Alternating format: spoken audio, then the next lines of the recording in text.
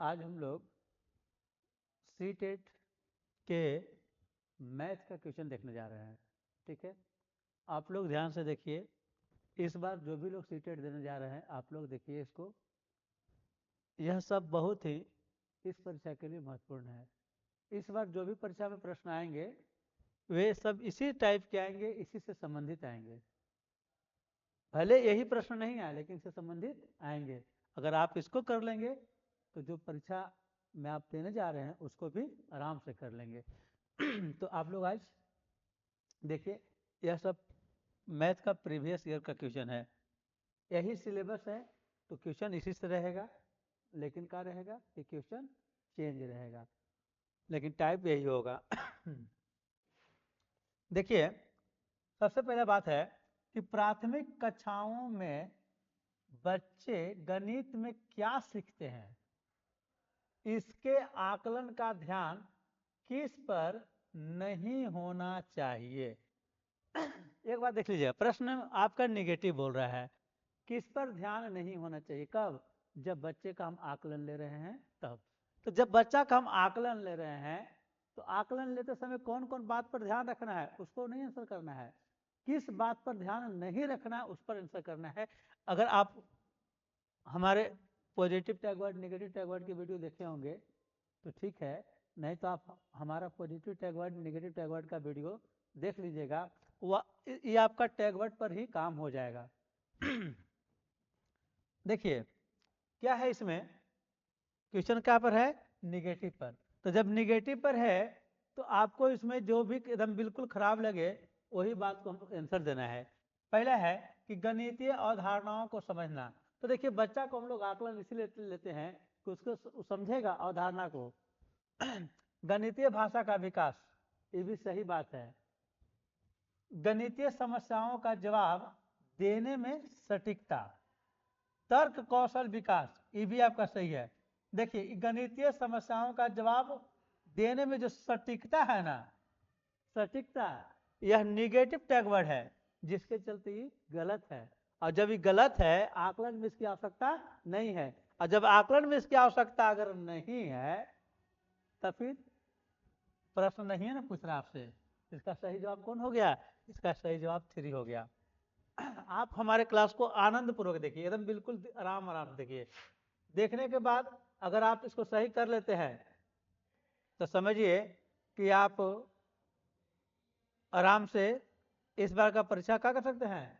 पास कर सकते हैं।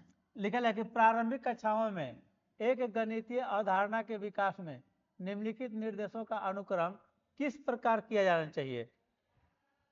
किस प्रकार किया जाना चाहिए? सबसे पहले क्या करना चाहिए?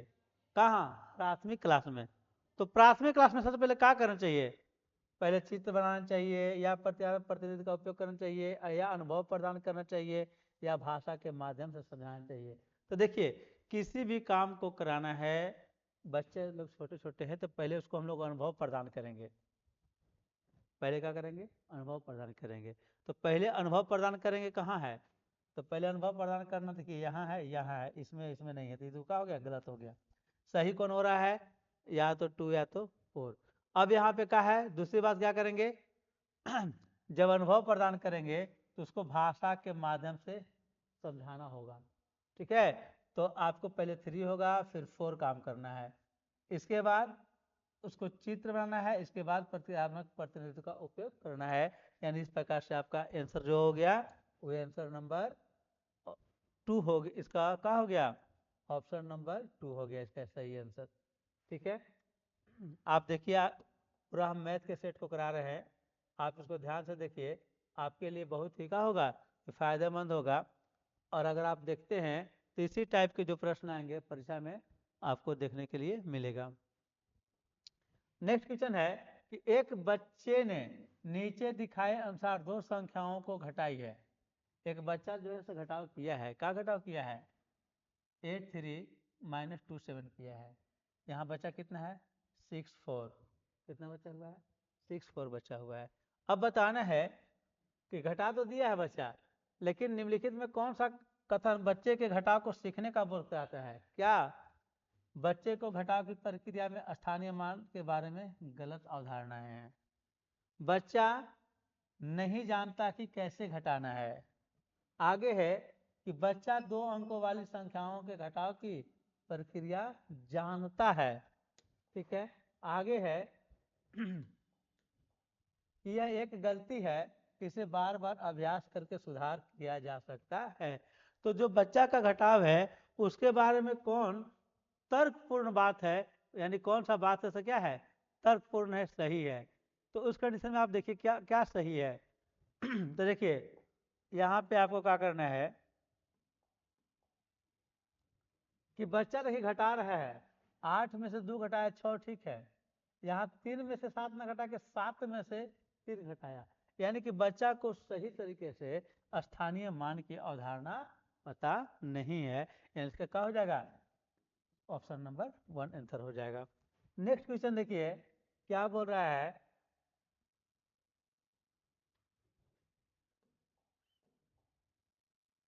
नेक्स्ट क्वेश्चन है कि अधिगम और आकलन के चक्र के निम्नलिखित चरणों को क्रम से व्यवस्थित कीजिए। अधिगम और आकलन को क्या करना है, अधिगम और आकलन को एक चक्र में व्यवस्थित करना है। एक चक्र में व्यवस्थित करना है तो हम कैसे एक चक्र में व्यवस्थित करेंगे, कि पहले प्रगति रिपोर्ट होगा, कि पहले बच्चे अधिगम करेंगे, कि पहले क्या होगा। तो देख लीजिए, पहले आप बात को समझिए, 4 गो ऑप्शन है आपके पास, समझिए कि पहले क्या होगा, शिक्षम अधिगम के साथ एकीकृत आकलन, शिक्षम अधिगम और आकलन की योजना और उसका संगठन, प्रगति रिपोर्ट का विकास, बच्चों के अधिगम और प्रगति प्रतिपुष्टि की रिपोर्टिंग और उसका संचार। तो सबसे पहला काम क्या करेंगे, तो देखिए सबसे पहला काम इसमें क्या होगा, अगर आपको समझ में है तो ठीक है, नहीं तो बताइए कि सबसे पहला काम क्या होगा। अगर आपको समझ में है तो बताइए, नहीं है तो फिर हम आपको क्या कर रहे हैं, बता रहे हैं कि सबसे पहला काम कौन सा होगा। आप इसको देखिए, सबसे पहला काम कौन सा होगा, अगर समझ में आता है तो ठीक है, नहीं तो बाकी तो हम है ही है यहाँ पे। सबसे पहला काम करेंगे कि हम शिक्षण अधिगम के लिए हम सबसे पहले योजना बनाएंगे। क्या बनाएंगे, योजना। सबसे पहला काम करेंगे योजना बनाना। तो आपका कहाँ सही कहाँ है ये, तो इसमें है सबसे पहला काम योजना बनाना। दूसरा काम में करेंगे, जब योजना बना लेंगे तो शिक्षण अधिगम के साथ उसको क्या करेंगे, एकीकृत आकलन करेंगे। जब आकलन हमारे पास हो जाएगा, देखिए इसका सही आंसर हो जा रहा है, क्या कि यहाँ 1 के बाद हमको चाहिए कौन, और 2 के बाद कौन चाहिए 1, तो 2 के बाद 1 यहाँ है, यहाँ नहीं है, तो ये भी गलत हो गया, ये भी गलत है, ये भी गलत है, सही आंसर ही हो रहा है। यानी कि सबसे पहले क्या करना है आपको, आकलन के लिए योजना बनाना है, फिर उसका आकलन करना है, इसके बाद उसका रिपोर्ट का विकास करना है, और तब उसको प्रतिपुष्टि देना है। इस प्रकार से इसका सही आंसर कौन हो गया, सही आंसर हो गया 1। आप इसमें क्रम को याद रखिए, सबसे पहले क्या करना है आपको, तो सबसे पहले शिक्षा अधिगम आकलन की योजना बनाना है, ठीक है। आगे बात करते हैं हम लोग।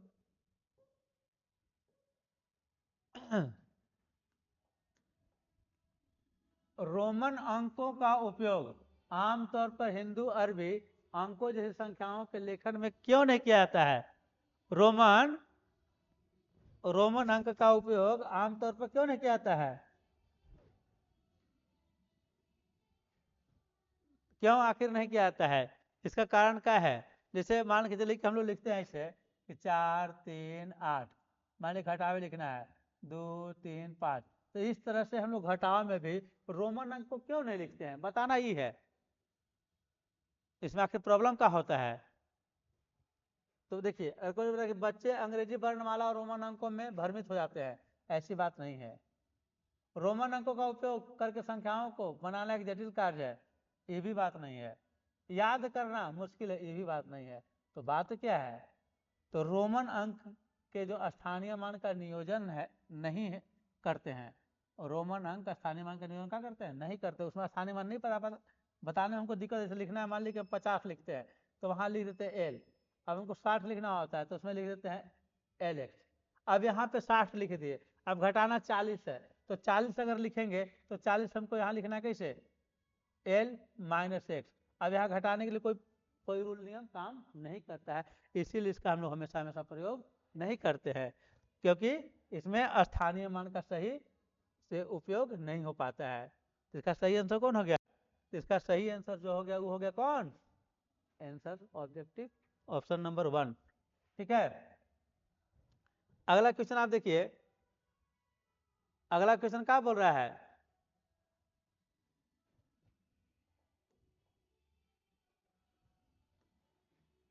एक शिक्षक अपनी कक्षा में बच्चों को उनके परिवेश में मौजूद वस्तुओं के भौतिक गुणों को अपने शब्दों में समझाने के लिए प्रोत्साहित करता है। वो बताता है कि माने भौतिक गुण बताना है, वस्तु का क्या बताना है? भौतिक गुण बताना है। उसके लिए गतिविधि कराता है। उसका उसके प्रति उद्देश्य क्या है? अपने छात्रों को ऐसी गतिविधि करने के पीछे शिक्षक का सबसे बड़ा या सबसे उचित उद्देश्य क्या है?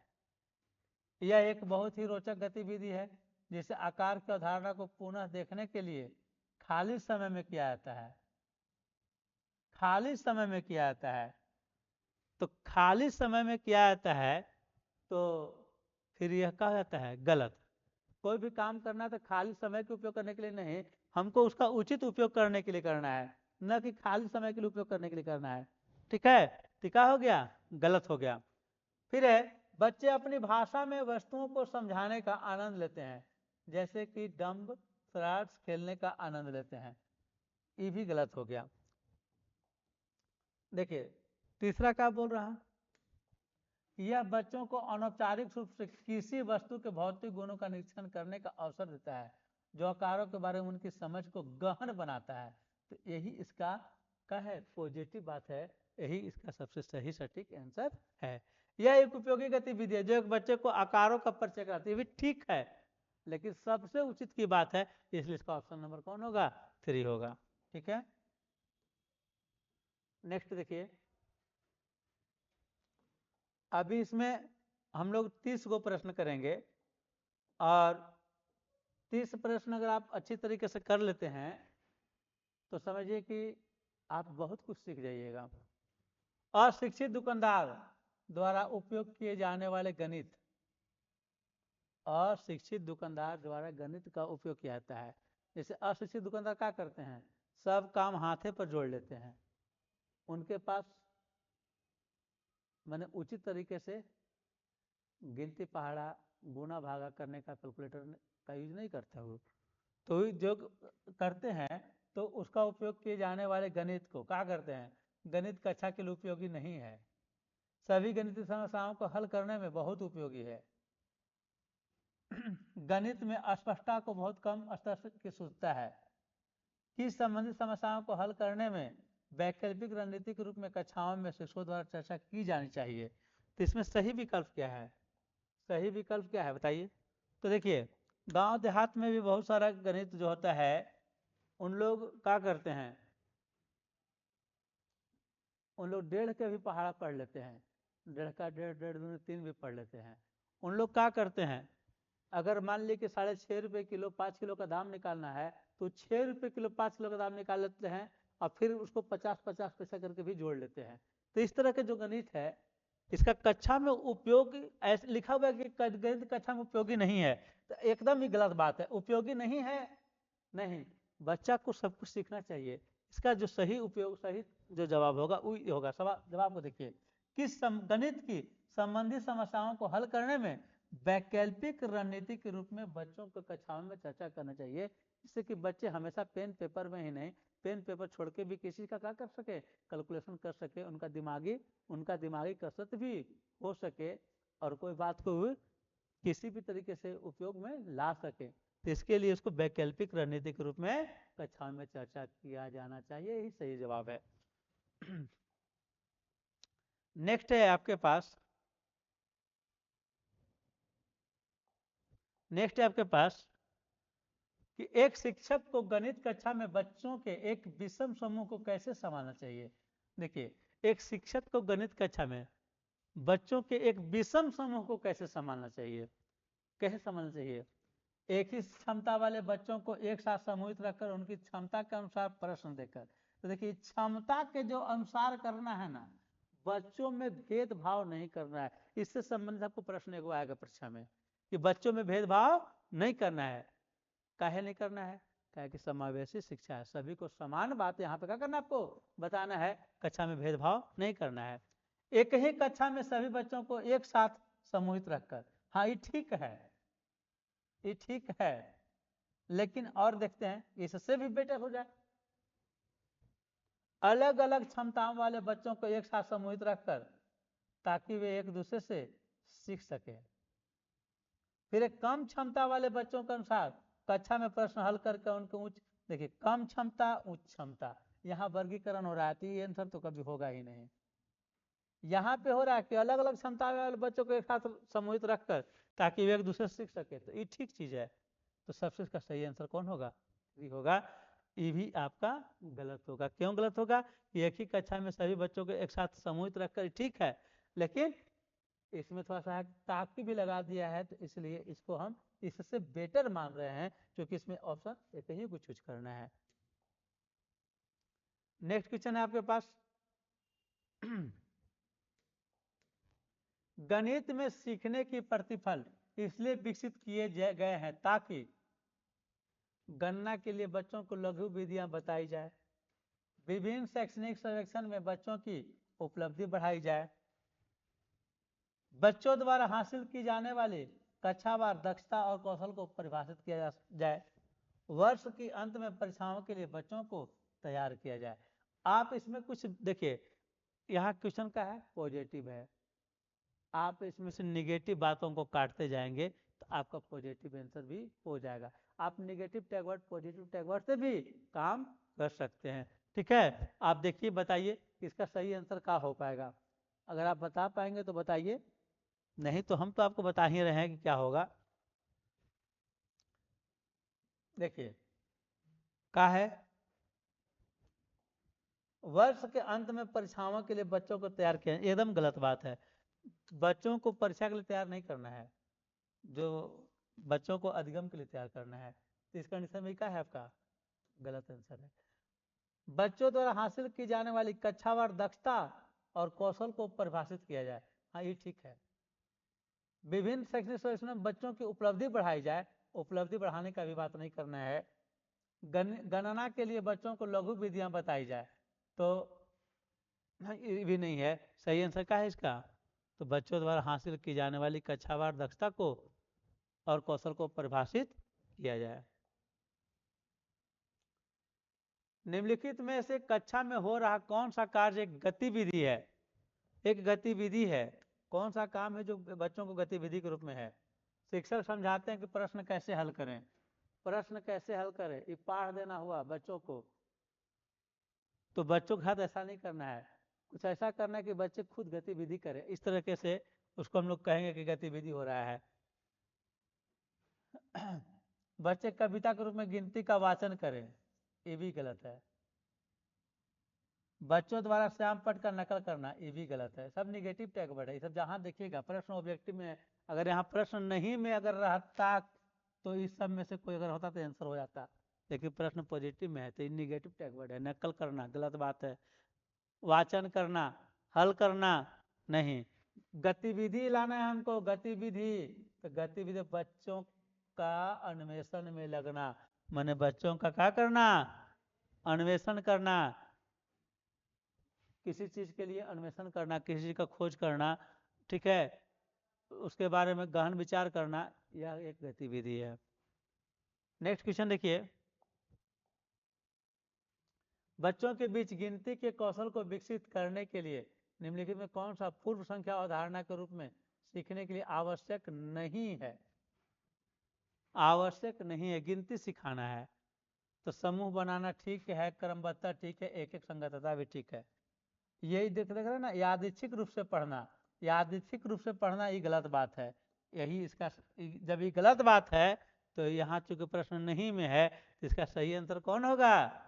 इसका जो सही आंसर होगा यही होगा। और इसका मतलब समझ लीजिए, यादृच्छिक में होता क्या है?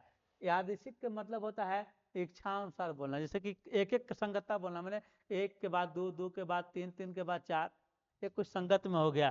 क्रमबद्धता मैंने क्रम से बोलना, समूह बनाना 5-5 का समूह बना, 10-10 का समूह बना लिए, वो भी ठीक है। लेकिन देखिए यादृच्छा का मतलब, यादृच्छिक का मतलब होता है कि अभी 1 बोले तो कभी 40 बोल दिए, कभी 20 बोले तो कभी 60 बोले, कभी 51 बोले तो कभी 68, माने कोई कहीं से बोले, तो यह सीखने का सही तरीका नहीं है। तो इसीलिए इसका सही जवाब ऑप्शन नंबर 3 हो गया। यादृच्छिक माने कहीं जहीं से, जहां मन करे वहां से, ठीक है। अब हमारे पास क्वेश्चन नंबर देखिए 42 में क्या बोल रहा है, एक बच्चे से यह पूछने पर कि क्षेत्रफल क्या है, उसने लंबाई गुना चौड़ाई उत्तर दिया। क्या उत्तर दिया भाई, कि लंबाई गुना चौड़ाई यही क्षेत्रफल है। कि अवधारणा के बारे में बच्चे के समझ के बारे में आप क्या कह सकते हैं। बच्चा उससे पूछे कि क्षेत्रफल क्या होता था, बोला कि लंबाई गुना चौड़ाई क्षेत्रफल होता है। तो इसका मतलब कि बच्चे को क्षेत्रफल की अवधारणा के बारे में कोई जानकारी नहीं है। नहीं, जानकारी तो कुछ है, तो एकदम जानकारी नहीं है, इसका मतलब कि गलत बात है। बच्चे ने किसी भी बंद आकार के क्षेत्रफल को समान विचार को आयत के क्षेत्रफल के रूप में उपयोग किया। हाँ, यही सही बात है। वो आयत समझा कि कोई भी बंद है तो क्षेत्रफल कैसे निकालेंगे, तो लंबाई गुना चौड़ाई बना आयत के रूप में। तो यही उसका दिमाग में बात आया, इसलिए सही आंसर सबसे यही हो गया। इसलिए आगे हम नहीं भी जाएंगे तो कोई दिक्कत नहीं है। गणित, नेक्स्ट क्वेश्चन देखिए, गणित सीखने के संबंध में निम्नलिखित में से कौन सा कथन सत्य है। सत्य है, देखिए गणित सीखने के लिए एक कठिन विषय है नहीं। आप किसी भी विषय को कठिन नहीं कह सकते। अगर आप जब सीखने का प्रयास करेंगे तो किसी भी विषय को क्या कर सकते हैं, सीख सकते हैं। इसलिए गणित कठिन विषय है, यह कथन बिल्कुल गलत है। कौन सा कथन सत्य पूछ रहा है, ठीक है। आमतौर पर लड़कियां गणित में कमजोर होती है, ये तो एकदम नहीं करना है कि लड़कियां किसी भी चीज में कमजोर होती है, ये बोलना बिल्कुल गलत बात है। हर कोई गणित सीख सकता है, हाँ सीख सकता है, हर कोई में क्षमता होता है, हर कोई सीख सकता है, तो ये तो सही बात है। गणित केवल कठोर अभ्यास नहीं, ये भी गलत है। केवल कठोर अभ्यास नहीं, गणित को हम इजी तरीके भी सीख सकते हैं। जैसे आप ये वीडियो को देख रहे हैं, अगर आराम से खाली देखते जाइए ना, कठिन कहीं पे कठिन अभ्यास करने की जरूरत नहीं है, आप खाली देख कर ही सीख जाएंगे। तो ये भी कथन गलत है। तो सही का है कि हर कोई गणित सीख सकता है, और आप लोग गणित से भागते हैं। अगर आप लोग को लग रहा हो कि हम बता रहे हैं इससे कुछ फायदा आपको समझ में आ रहा है, या आपको लग रहा है कि जो हम बता रहे हैं समझ में आपको आ रहा है, फायदा तो समझ में आपको अभी नहीं आएगा। फायदा तो समझ में आपको तब आएगा जब आप परीक्षा देकर आएंगे, क्योंकि परीक्षा देते समय तक आपका ज्ञान का हो जाएगा, डेवलप कर जाएगा। गणित में हमको प्रश्न का उत्तर देना कैसे है। अगर आप हमारे चैनल से जुड़े रहेंगे तब आपको गणित का होने लगेगा, बिल्कुल आसान लगने लगेगा। चाहे आप जेटेट की तैयारी कर रहे हो, या सीटेट की तैयारी कर रहे हो, या आकलन परीक्षा की तैयारी कर रहे हो, आप इसको देखिए, सब का सिलेबस यहाँ से मैच करता है। और सब जगह चूंकि जो परीक्षाएं हैं वो शिक्षक से संबंधित परीक्षा है, तो सब जगह इस टाइप के प्रश्न आपको देखने को मिलेगा, ठीक है। आप अगर हमारे चैनल पर नया हैं तो आप चैनल को सब्सक्राइब कर लीजिए, जिससे कि हमारे नए पुराने वीडियो आप तक का होते रहें, आसानी से पहुंचते रहें, ठीक है। अब अगर आप जेटेट की तैयारी करना चाह रहे हैं या जेटेट की तैयारी कर रहे हैं, तो आप हमारे चैनल को सब्सक्राइब कर लीजिए, बेल आइकन को प्रेस कर लीजिए। आपको जेटेट से संबंधित हर टॉपिक वाइज आपको वीडियो मिलते रहेगा, और आप सिर्फ क्लास से जुड़े रहेंगे तो आप निश्चित तौर पर जेटेट परीक्षा भी आराम से क्वालिफाइड कर लेंगे, ठीक है। तो आप लोग क्लास में बने रहिए, अब थोड़ा आगे देखिए। अगर आप हमारे बातों से सहमत हैं तो वीडियो को एक लाइक भी कर दीजिए, ठीक है। चलिए नेक्स्ट क्वेश्चन देखिए, इस क्वेश्चन को देखिए क्या बोल रहा है, कि पाइथागोरस प्रमेय को सिखाने के लिए एक शिक्षक ने एक शीट वितरित की जिस पर समकोण वाले त्रिभुजों को खींचा गया था, और बच्चों को त्रिभुज की भुजाओं के बीच संबंध खोजने के लिए कहा जाता है। ठीक है, कोई टीचर है, क्या किए वो समकोण वाले 4 त्रिभुज को खींचा गया था, नहीं, एक शीट वितरित किया गया और बताया गया कि आप क्या कीजिए, पाइथागोरस के प्रमेय के संबंध में कुछ बात बताइए। तो देखिए पाइथागोरस के प्रमेय के विषय में क्या बात होता है, ऐसे त्रिभुज है तो बच्चे लोग क्या करेंगे, शीट इस तरह से दिया रहेगा, उस शीट से निकालेंगे बार बार तो एक ही चीज उनको दिखेगा कि जो बड़ा भुजा है उसका जो वर्ग है ये दो छोटकन भुजवा के वर्ग के बराबर है। आप जानते होंगे कि पाइथागोरस प्रमेय कहते हैं किसको है, पाइथागोरस प्रमेय से एक प्रश्न आता है, क्या आता है कि देखिए लंब का स्क्वायर प्लस आधार का स्क्वायर बराबर होता है कर्ण का स्क्वायर। ठीक है, लंब का स्क्वायर प्लस आधार का स्क्वायर बराबर का होता है कर्ण का स्क्वायर, इसी को पाइथागोरस प्रमेय कहते हैं। अब इसमें क्या है कि कर्ण क्या सबसे बड़ी भुजा है, जब किसी त्रिभुज के दो भुजाओं के वर्गों का जोड़ तीसरी भुजा के बराबर है तो इसी को कहते हैं पाइथागोरस प्रमेय।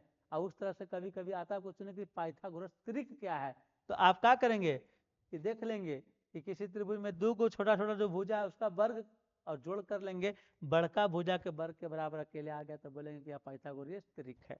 ठीक है, चलिए यहाँ पे उसका बात नहीं करना है, यहाँ पे इसका बात करना है कि इसमें जो है कि पहले सबको त्रिभुज बांट दिया गया है और पाइथागोरस के बारे में बताया कि त्रिभुज की भुजाओं के बीच संबंध बताइए।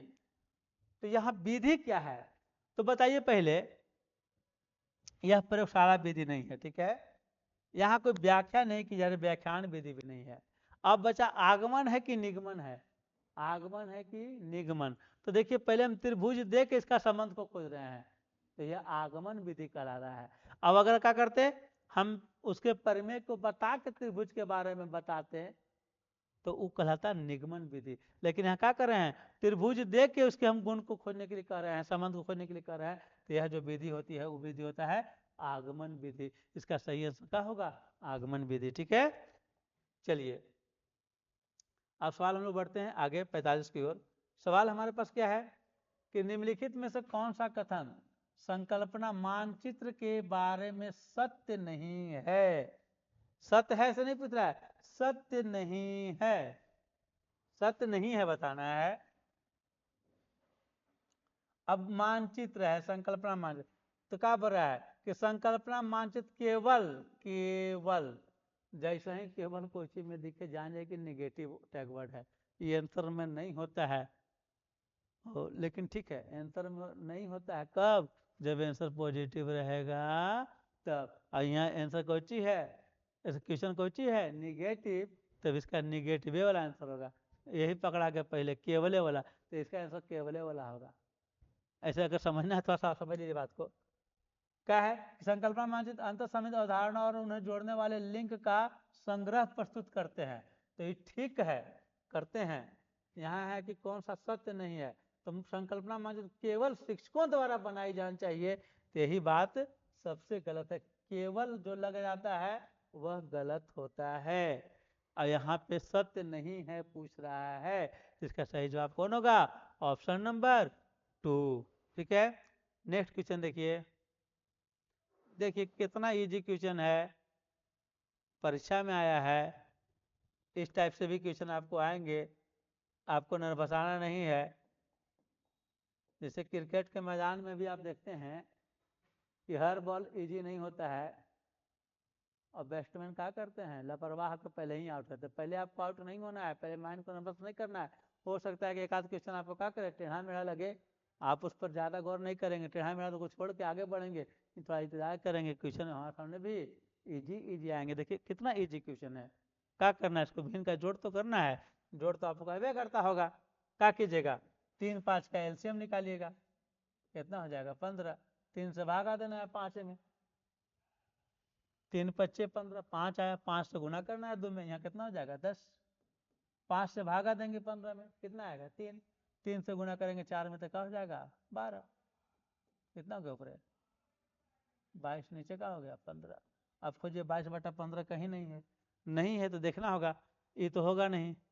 इसको देखिए 15 है कम 15 और 6 पूर्णांक बनाता है ना आप लोग को, 15 से गुना करेंगे, एक में 6 को जोड़ेंगे तो 15 एकम 15 6 21, लेकिन लाना है कितना हमको 22, तो ये भी नहीं हुआ। 15 एकम 15 और 7 22, 22/15, तो सही आंसर कौन हो गया इसका? सही आंसर हो गया 3।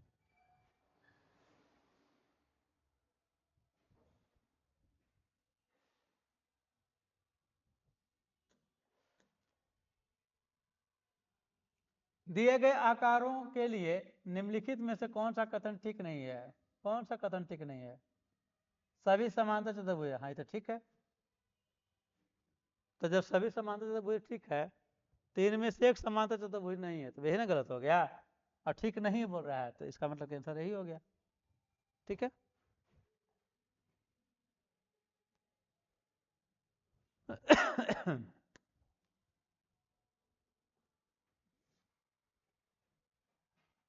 निम्नलिखित में से कौन सा 11,1111 संख्या का प्रतिनिधित्व करता है? लेकिन क्या बोल रहा है? 11,1111। तो आप क्या करेंगे कि इसमें से देखेंगे कौन सा लिखा हुआ है 11,1111। ठीक है। तो आप क्या करेंगे इसको जानने के लिए? आपको अगर नहीं समझ में आएगा, कितना लोग कहते हैं कि अच्छा 11,1111, नहीं, गलत लिखा हुआ है। काहे लिखा हुआ गलत? क्या कि गिनना ही सही, कहाँ दाएं सैकड़ा, हजार, 10,000, लाख, 10,00,000 करोड़, 10 करोड़, 10 अरब, तो 10 अरब लिखल है, आप या 11,000 में भूला है, इस प्रकार का है, गलत है, ये भी गलत है। अगर लग रहा कि ठीक है कि 11,11,11, तो ये भी क्या है? गलत है। क्या है कि कहाँ दहाई सैकड़ा, हजार, 10,000, लाख, 1,00,000 तक पहुंच गया, तो बोले हैं कि सही है। तो आपका एक सही सही का है, ये तो 12,111 लिखल है। तो कह रहा कि कौन संख्या है जो 11,1111 का प्रतिनिधित्व करता है? तो आपको दिक्कत लगे तो ऐसे लिख लीजिए कि 11,1111। अगर आपको हम बोले कि ऐसा है कि आप हमको 11,1111 दीजिए, तो आप इतना पैसा दीजिएगा? कहिए कि नहीं, अगर आपको बुझा रहा है कि कैसे होगा, तो आपका कहिए, कहे कि लीजिए पहले 11,000, फिर कहे कि लीजिए 1,100, फिर कहिए कि लीजिए 11, और जब हम सब पैसा को जोड़ेंगे तो कितना आएगा? तो ये देखिए, एक एक एक दो एक, कितना आया? आया ना, 12,111। तो इसी को कहेंगे 11,111, यही सही जवाब हुआ। ठीक है। अगर कोई दिक्कत लग रहा हो आपको, तो आप प्रयास करें, एक बार और वीडियो को देखिए, आपको हर बात का हो जाएगा, समझ में आ जाएगा। और आपको सही लग रहा है, समझ में आ रही है बात, आप वीडियो को लाइक जरूर करें, जिससे हमारा मोटिवेशन बढ़े और हम आपके लिए इस तरह से नए नए वीडियो लाते रहे हैं। ठीक है।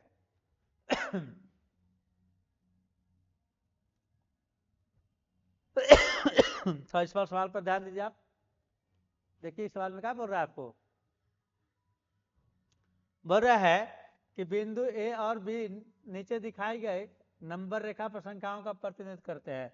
देखिए, बिंदु ए यहाँ दिख रहा है ना, और बिंदु बी यहाँ दिख रहे हैं। तो बोल रहा है कि ए और बी के बीच की दूरी क्या है? ए और बी के बीच की दूरी क्या है? माने कि यहाँ से लेके यहाँ तक की बीच की दूरी क्या है?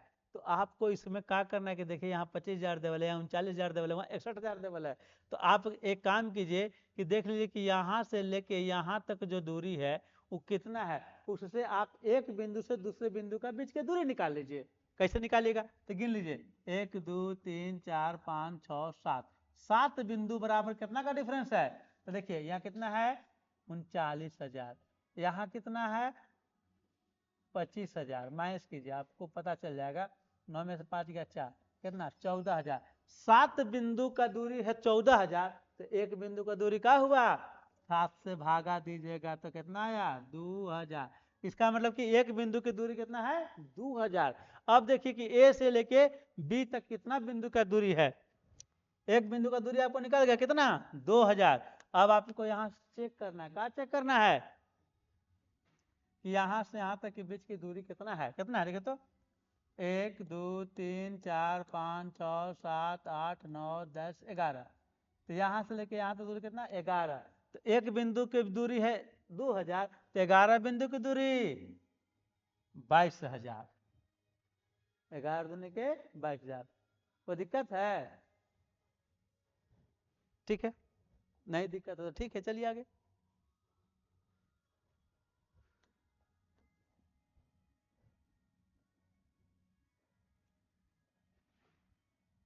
तीन पूर्णांक 1/4 kg चीनी से 1/16 kg चीनी के कितने पैकेट बनाए जा सकते हैं? क्या बोल रहा है? 3.1/4 kg चीनी से 1/16 kg चीनी के कितने पैकेट बनाए जा सकते हैं? तो लगा कि सर नहीं समझ में आ रहा है, नहीं समझ में आ रहा है। देखिए कैसे समझ में आ जाएगा, बिल्कुल लीजिए। कैसे समझ में आया देखिए। चलिए आपसे बोले कि 12 kg चीनी से 2 kg चीनी का कितना पैकेट बनाया जा सकता है? तो आप तुरंत बोलेंगे 6 पैकेट। कैसे हुआ? तो 12 kg चीनी है तो हाँ, कै केजी के पैकेट बना? 2 kg के, तो आप 2 से क्या करते इसमें भागा, कै केजी आ गया? 6 kg, 6 पैकेट। उसी प्रकार से चीनी मेरे पास कितना है? चीनी मेरे पास कितना है? 3.1/4 मैं 4 × 12 1 13/4 kg चीनी है। एक पैकेट में कितना भरना है? 1/16 kg। तो क्या करते हैं, कुल चीनी में एक पैकेट की चीनी की मात्रा से भागा दे देंगे तो पैकेटों की संख्या निकल जाएगी। तो कुल चीनी मेरे पास कितना है? देखिए भागा देना है, क्या करना है? यहाँ पे भी भागा देना है। कुल चीनी के पैकेट की संख्या कितना है हमारे पास? कहिए यही तो नहीं मालूम है। कुल चीनी मालूम है ना कितना? 3.1/4। अब एक पैकेट में कितना चीनी भरना है? 1/16। देखिए बटा मैंने भागे होता है, मैंने इतना में इतना से भागा अगर आप दे दीजिएगा तो पैकेटों की संख्या निकल जाएगी। भागा देने में कौन सा पार्ट आना, देखिए थोड़ा सीख लीजिए। इसे तोड़ दीजिए पूर्णांक पहले, 4 × 12 1 13, ये कितना हो गया? 13/4। अब बटा में क्या है? 1/16। जब इस तरह से रहे 1 2 3 4 ऐसे बटों के बटा रहे तो क्या करते हैं? पहला गुना चौथा, मैंने पहला और चौथा को ऊपर कर देते हैं और दूसरा और तीसरा को एक जगह कर, देखिए 1 2 3 4 ऐसे गिनेंगे तब। तो पहला कितना है मेरे पास? 13। चौथा कितना मेरे पास? 16। एक जगह हो जाएगा और एक जगह क्या हो जाएगा? 4 × 1। अब इसको काट दीजिए, 4 चौका 16, तब क्या हो गया आपके पास? 13 चौका 52। और बटा में क्या है? एक, एक का कोई मतलब है नहीं, तो 52 पैकेट चीनी भरा जाएगा। कितना में? 3.1/4 kg में, लेकिन कितना कितना? 1/16 kg। कितना पेट भरागा? 52। आंसर है कहीं 52? देखिए यहाँ आंसर है। ठीक है, आगे बढ़िए।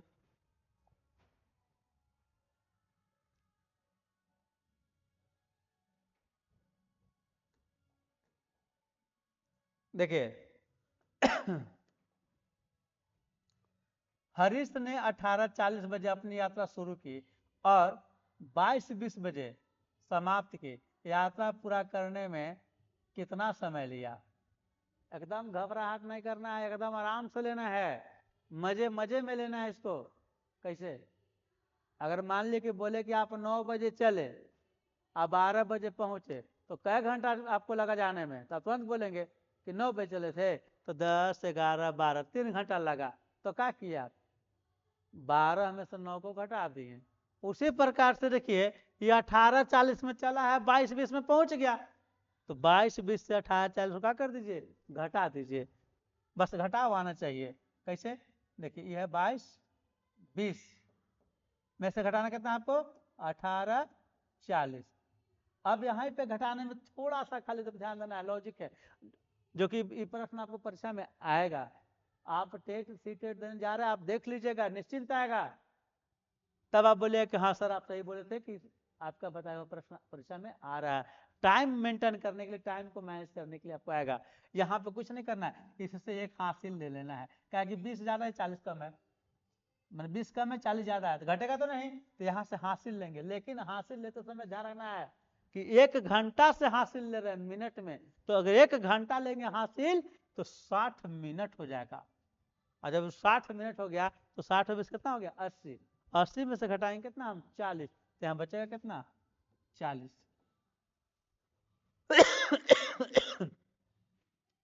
अब यहाँ एक घटा दिए हैं, यहाँ कितना बच गया? 21।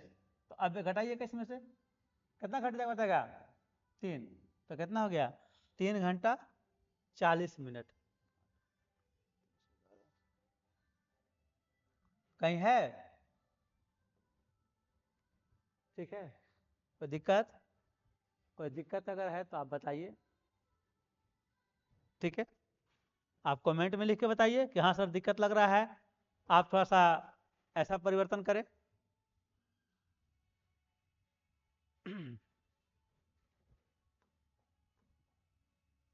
देखिए 200 ml और 300 ml माप वाले बर्तनों का उपयोग कर 2000 ml आयतन की एक बाल्टी को भरनी है। 200 ml और 300 ml के बर्तनों द्वारा क्रमशः बाल्टी भरने के लिए बर्तनों के निम्नलिखित संयोजनों में से कौन सा सही नहीं है। मैंने कहने का मतलब कि 2 गो बाल्टी आपको रखा हुआ है, ये देखिए 2 गो बाल्टी है, एगो में 200 ml अटता है और एगो बाल्टिया में 300 ml अटता है।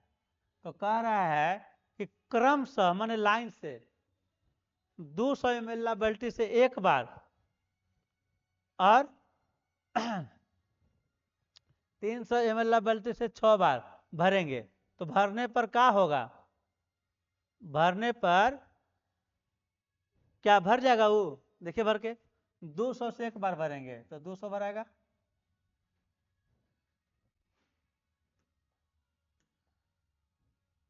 एक बार में कितना भराएगा 200, इसको भरना 6 बार तो 76 1800, तो 2 भरा ना गया। तो इसका मतलब कि यह संयोजन सही है।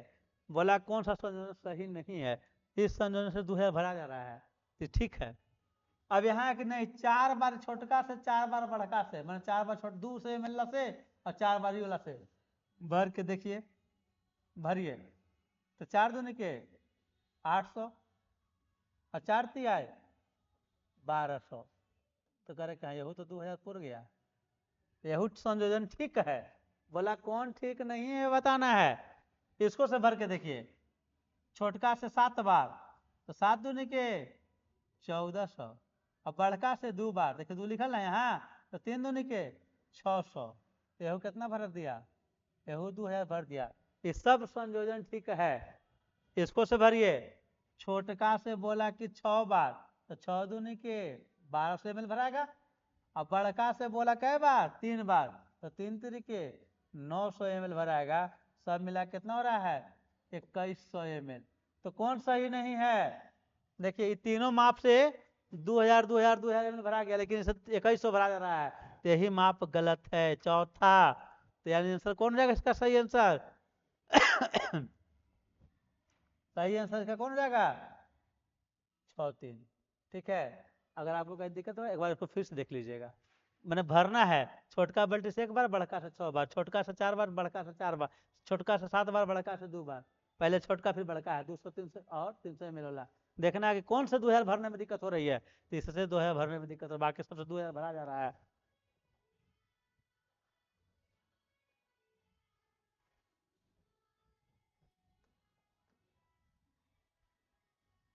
देखिए निम्नलिखित में से इतना का सबसे अच्छा अनुमान कौन सा है, अनुमान क्या लिखा हुआ है 7.1 गुने 3.85 बटा 9.09।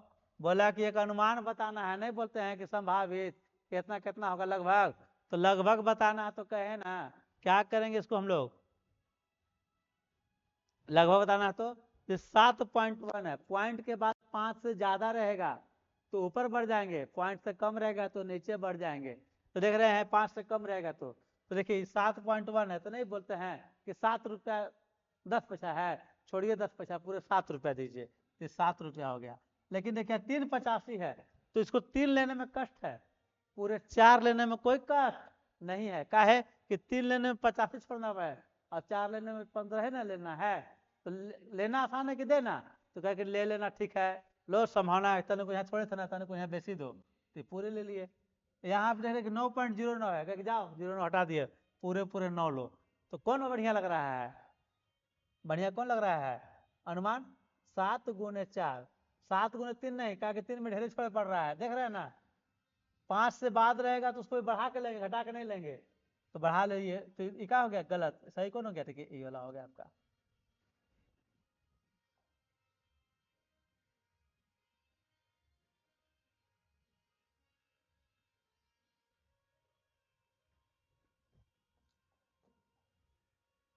इसके पहले जो प्रश्न था वो प्रश्न त्रुटिपूर्ण था, इसलिए उसको यहाँ से हाइड कर दिए। ठीक है। एक बच्चे ने 5 विषयों में से प्रत्येक में 75 अंक प्राप्त किए। बच्चे द्वारा प्राप्त अंकों की माध्यिका क्या है? देखिए माध्यिका कहते किसको है? अगर बच्चा अलग अलग अंक प्राप्त करता है, मान लीजिए कि 30, 20, 40, 35 ऐसे करता, तो हम इसको क्या करते हैं, इसको आरोही क्रम में सजा के जो मिडिल पॉइंट में बचता है उसको हम लोग माध्यिका चुन लेते हैं। लेकिन वो बच्चा क्या किया है, सब में 75 75 75 75 लाया है, तो माध्यिका क्या होगा? 75 होगा। कहा कि इसमें मिडिल कुछ अलग होने वाला नहीं है, बीच में कुछ अलग होने वाला नहीं, सब कितना कितना है। तो मैथ में भी 75, विज्ञान में भी 75, सोशल साइंस में भी 75, एहो विषय में 75, वो विषय में 75, तो इसका मिड में क्या आया? 75 ना आया, कहीं पे भी तो 75 ना आ रहा है, इसलिए इसका माध्यिका। माध्यिका कहते किसको है? माध्यिका कहते किसको? जैसे 1 2 3 4 5 गो अंक है, तो 5 गो अंक में 2 अंक उधर छोड़ दिए, 2 अंक इधर छोड़ दिए, बीचे बीचे हुआ माध्यिका।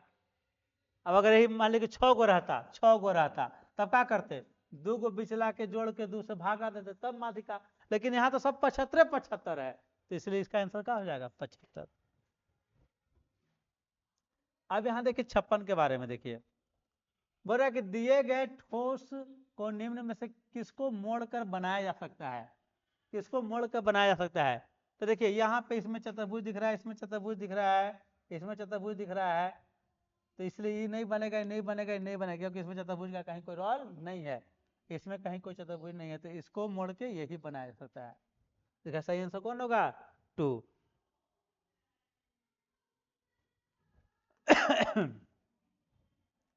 सवाल नंबर 57 देखिए, यदि निम्नांकित पाई चार्ट में लाल भाग 40 है तो सफेद भाग क्या है? देखिए लाल भाग देख रहे हैं ना, एकर मान 40 है, तो सफेद भाग का है। हो सकता है कि परीक्षा में पूछता कि नीला भाग क्या है, हो सकता है कि परीक्षा में पूछता कि पीला भाग क्या है।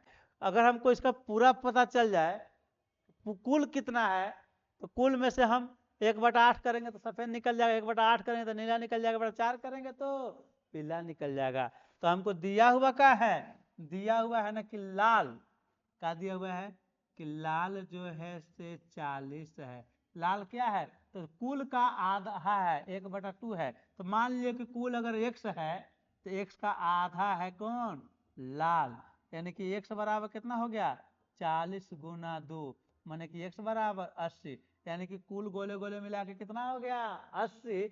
अब 80 का 1/8 सफेद है, 1/8 नीला है, 1/4 पीला है। अगर पीला पूछता आपसे, पीला, तो पीला क्या करते?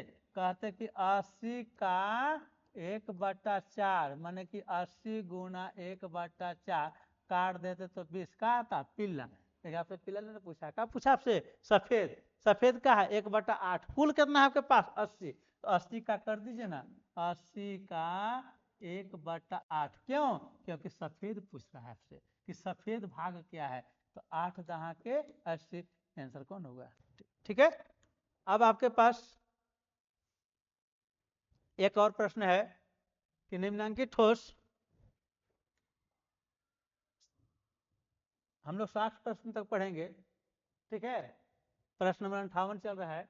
निम्नांकित ठोस आकार का निरीक्षण कीजिए, इसको देख लीजिए, देख लिए। तो निम्न में से कौन सा दिए गए ठोस का ऊपरी सतह का दृश्य है? मैंने इसको ऊपर से देखेंगे तो कैसा दिखेगा? ऐसा दिखेगा कि ऐसा दिखेगा, ऐसा दिखेगा, ऐसा दिखेगा। तो देखिए ऊपर से क्या दिख रहा है? देख रहे हैं सीढ़ी नुमा दिख रहा है, तो यहाँ से ऊपर से अगर देखेंगे तो हमको ई भाग दिखाई देगा, ऐसा प्लेन प्लेन नहीं दिखाई देगा। ठीक है, आगे देखिए ऊंचा है नीचा, ऊंचा नीचा है, तो ऊंचा नीचा ही दिखाई देगा। देखा सही आंसर कौन हो जाएगा? 4। 59 नंबर सवाल, सेकेंड लास्ट सवाल है। देखिए बहुत ही मजेदार सवाल है।